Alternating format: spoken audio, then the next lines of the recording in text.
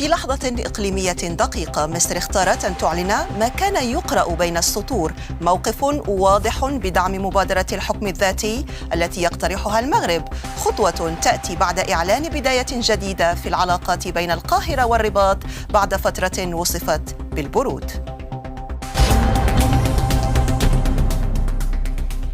هذه البداية تفتح أبواباً لأسئلة أكبر. ما الذي حدث بين القاهرة والرباط ليحدث هذا التحول؟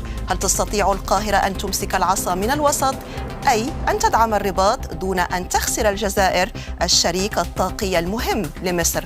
وماذا عن الظرفية والمشهد الإقليمي الأوسع؟